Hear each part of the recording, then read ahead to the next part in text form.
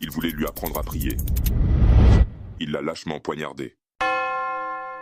Tous les vendredis, Abou Bakar se consacrait à la même tâche sacrée, nettoyant la mosquée avec une humilité profonde, bien plus qu'un simple nettoyage. C'était son acte d'adoration, son service à Allah. Ce lieu sacré, il l'entretenait avec amour, permettant à la communauté de prier dans un espace purifié. Ce vendredi 25 avril 2025, Abou Bakar ignorait ce qui l'attendait. Comme chaque matin, il se préparait à accomplir son rituel quotidien. Mais ce jour-là, un étranger pénétra dans la mosquée. Un homme dont l'ignorance des coutumes et des règles à respecter dans une mosquée était évident, portant des chaussures à l'intérieur.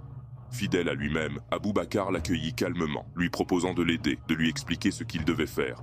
À ce moment-là, il ne savait pas qu'il allait être la victime d'une tragédie insensée. L'homme semblait intéressé par l'islam. Abou Bakar, avec sa foi, lui montra comment prier. Ce moment de partage et de transmission, cette simple bienveillance, allait pourtant se transformer en un cauchemar. Quand Abou Bakar se mit en position de prosternation, l'homme, d'un geste furtif, dégaina un couteau de cuisine. En un instant, la scène paisible vira à l'horreur. 50 coups de couteau, tous portés alors que Abou Bakar était en prosternation, dans l'acte le plus pur de soumission à Allah. La brutalité de ce geste, son incompréhension, sont d'une cruauté insondable. Pourquoi? Quel besoin? Un homme simple, généreux, n'avait que son cœur pur et sa prière à offrir. Et c'est cela qu'on lui a pris. Mais cette violence ne surgit pas de nulle part.